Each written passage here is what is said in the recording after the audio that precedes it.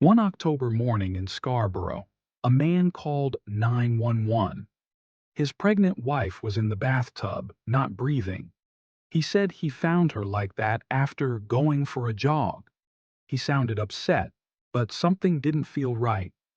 Why didn't he pull her out of the water? Why was he so calm during the call?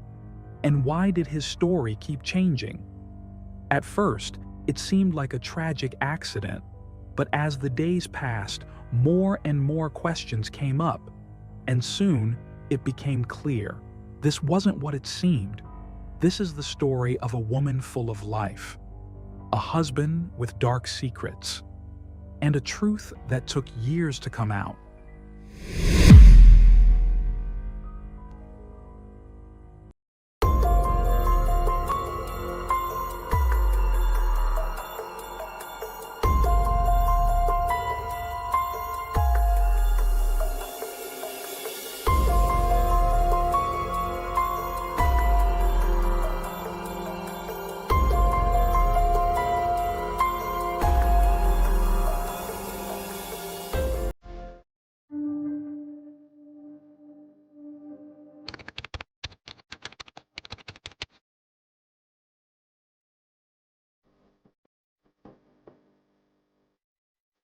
Philip Grandin was born in the late 1980s and raised in Ontario, Canada.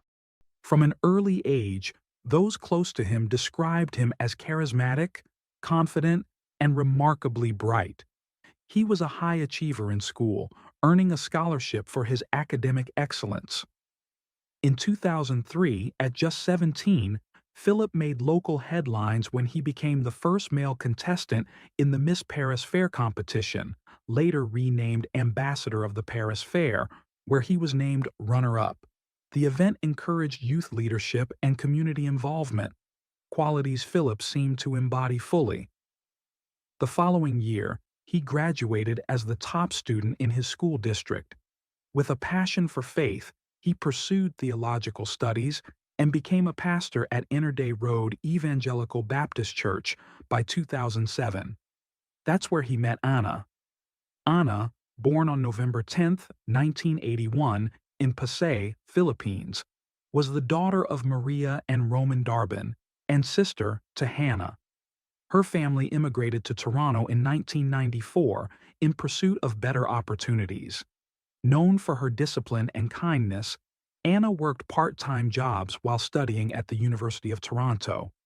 In 2006, she graduated with honors in human biology and archaeology and began working in risk assessment for a firm in downtown Toronto.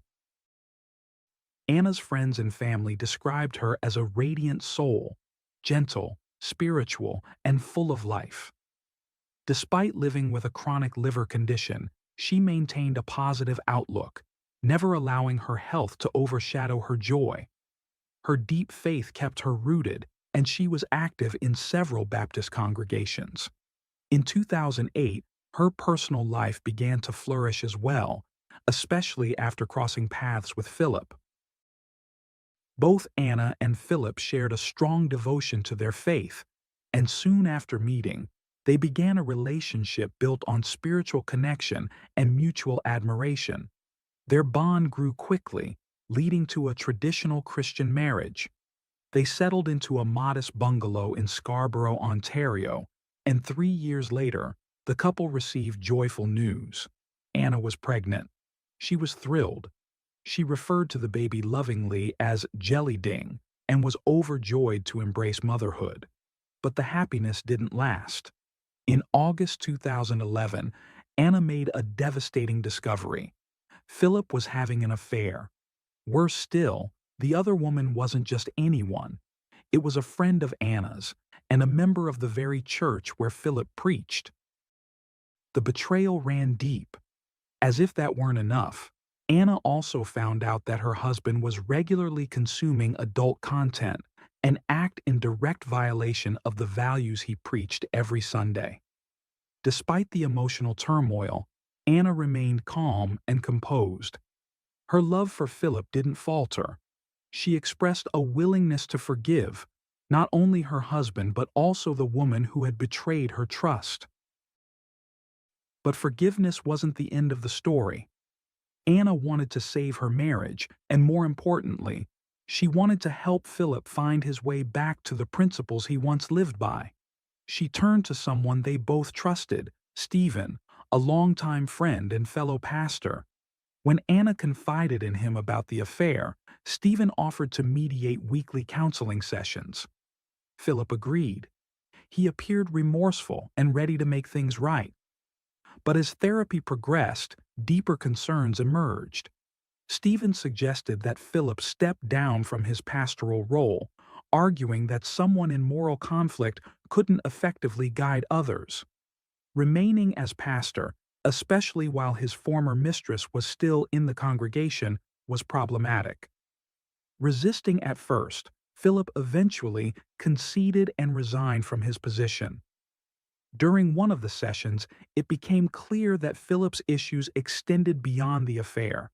His compulsive consumption of explicit material posed a serious problem. Stephen recommended installing filters on Philip's computer to block such sites and emphasized the importance of focusing on healing his marriage. Philip seemed to comply. He found new work as a nurse and manager at a retirement home. From the outside, it appeared he was on the path to redemption. But what happened next would shatter that illusion and take everyone by surprise. Despite attending therapy and stepping down from his pastoral role, Philip had not ended his affair. He simply got better at hiding it. He and his lover, once a trusted friend of Anna's, continued their secret encounters, often meeting in secluded spots, using his car as a place for their rendezvous. Anna wasn't naive. She sensed the lies. In early October 2011, during a couples therapy session, she confronted Philip once again about the affair. Just days later, on October 14th, the pregnant 29-year-old checked into a hospital, complaining of dizziness and overwhelming fatigue.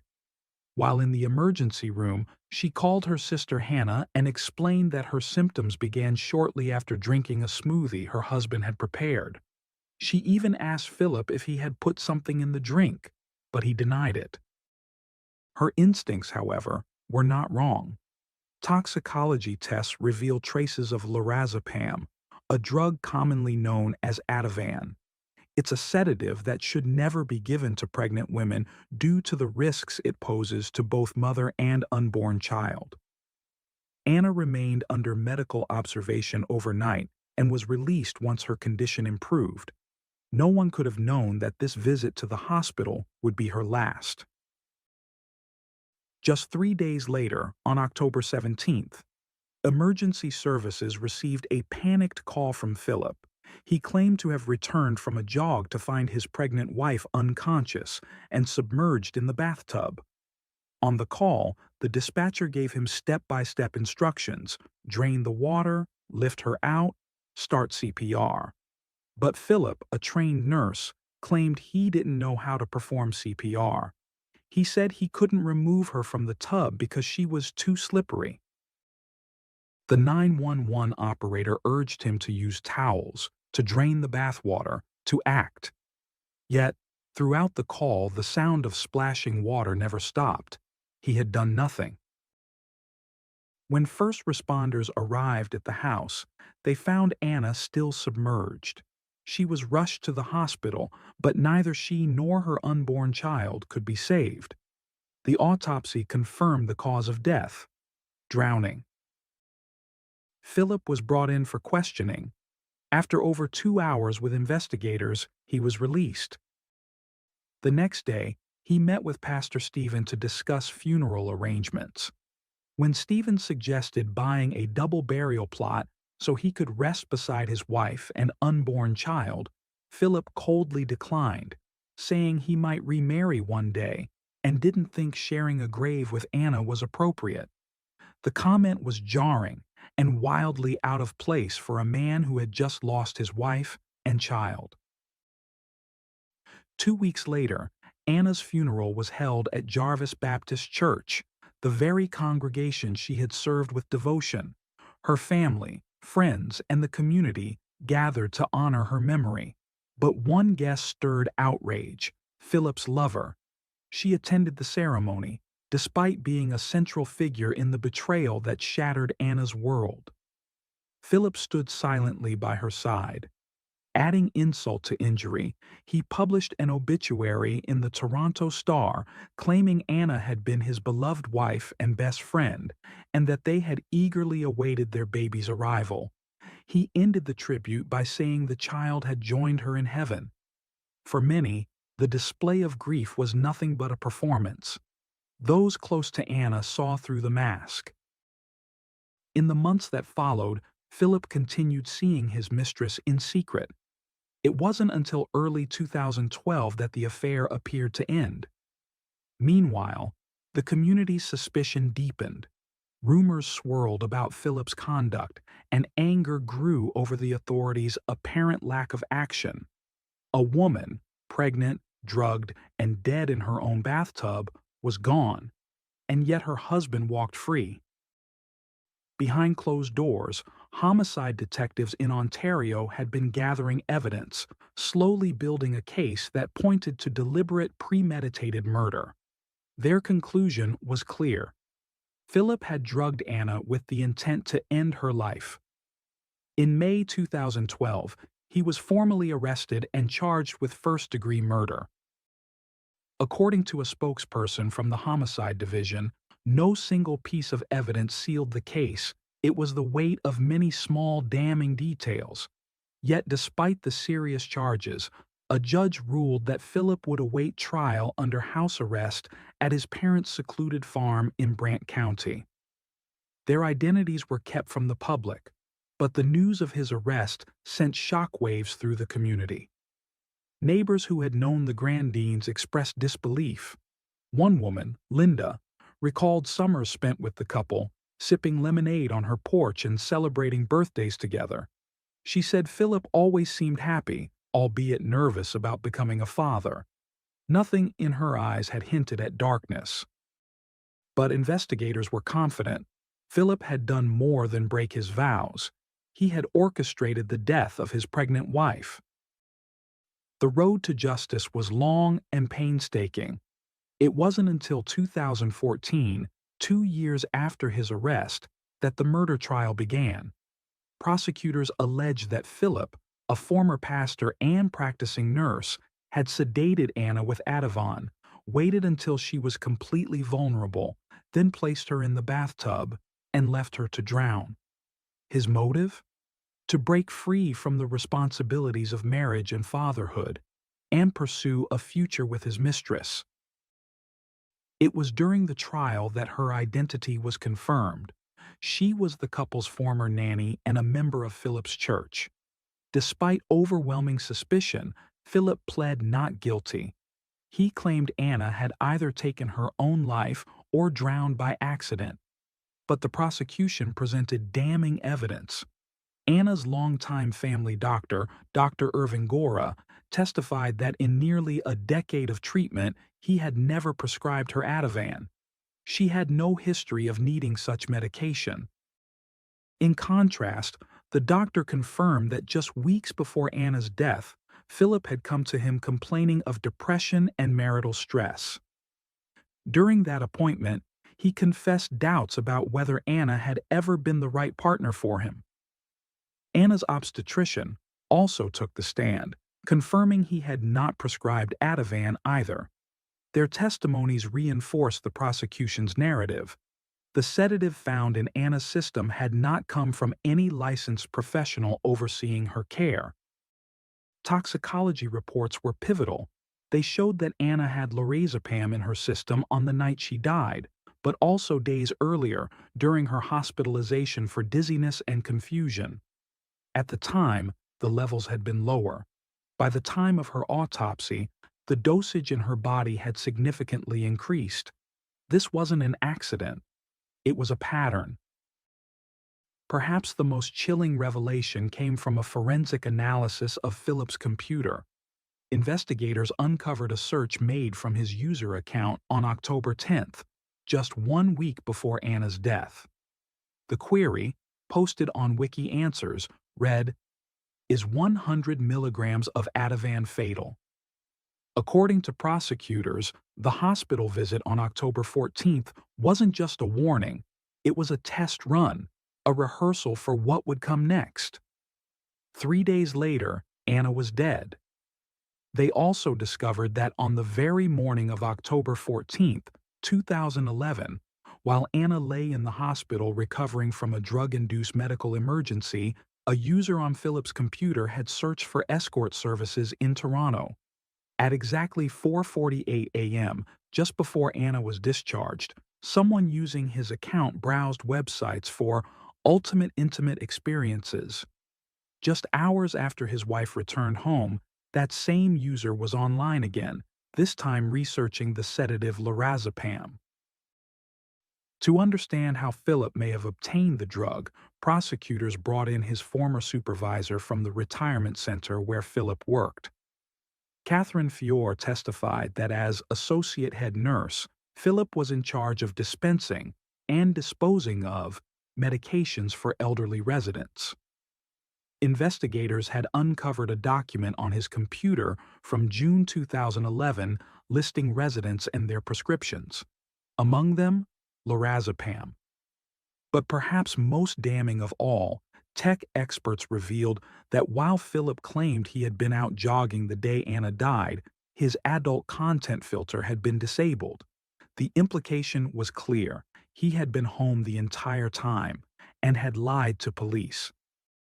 Testimony from his former mistress further dismantled any remaining illusion of innocence. She told the court that she and Philip had spoken on the phone for 30 minutes the day he claimed to have found his wife unresponsive in the bathtub. Later that same day, after being released from police questioning, Philip went to her home and slept with her. Though she claimed Philip never spoke of violence, her account portrayed a man far removed from the grieving husband he presented in public. Still, she insisted they remained friends. Philip's defense argued Anna had taken the drug herself, driven by depression after learning of the affair. They claimed there was no proof he administered it, but the circumstantial evidence was overwhelming. In January 2015, after 2 days of deliberation, the jury reached a verdict. Philip Grandin was found guilty of voluntary manslaughter. During sentencing, the judge handed down a 15-year prison term, stating that the level of Philip's deception and cruelty defied human decency. Anna's mother and sister gave a statement outside the courthouse, remembering her as a kind, faithful soul and expressing their grief. They thanked those who had supported them, but the sense of closure was short-lived. Philip appealed the ruling. A higher court overturned his conviction, citing a technical error in how the jury had been instructed. A new trial was ordered. This time, he would face the lesser charge of involuntary manslaughter. He was released on bail once again. The second trial began in early 2019.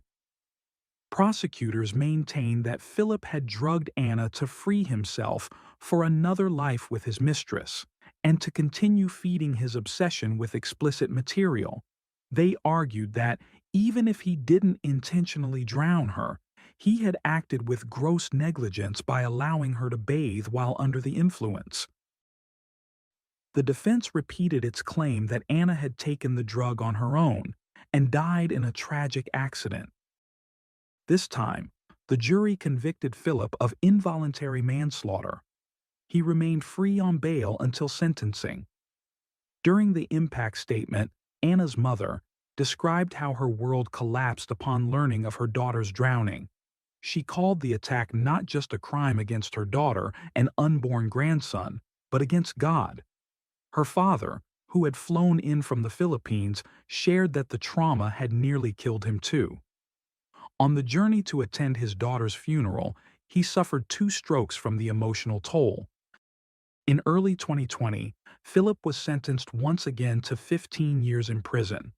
The judge declared that his actions were premeditated, calculated, and malicious, and that the drug had clearly been used to incapacitate his wife. But unbelievably, Philip appealed a third time. While awaiting yet another trial, he was granted bail yet again. His legal team argued that there was no proof he knew Anna had taken the sedative and no way to prove he foresaw her death. They also argued that the sentence was excessive.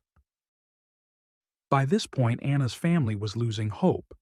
The man who had promised to love and protect her had instead ended her life, and the justice system seemed unable to hold him accountable. In May 2022, more than a decade after Anna's death, the highest court in Ontario rejected all of Philip's appeals. The judges unanimously agreed that Philip, as a trained nurse, had both the general and specific knowledge of the risks Anna faced after ingesting lorazepam. They concluded he knew the drug's effects, he had seen them before, and that his failure to intervene while she bathed was criminally negligent. Philip Grandine was finally ordered to begin serving his full 15-year sentence. After the ruling, Anna's sister Hannah spoke to reporters. She said it gave them peace to know he was now in custody for a crime he had been convicted of twice.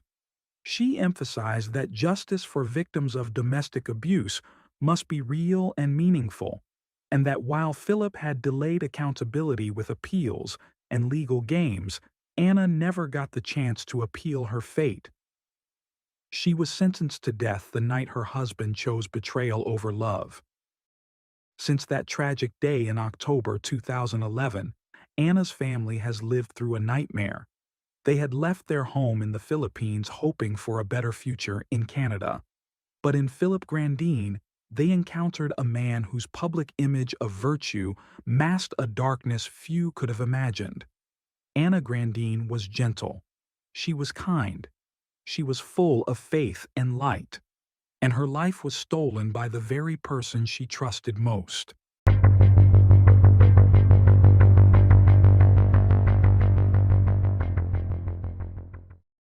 Thanks for tuning in to Unreal True Crime. If you're intrigued by mysteries from around the world, check out our new channel, Latin Crimes, where we dive into the gripping true crime stories of Latin America. Don't miss out. Subscribe now for more thrilling investigations.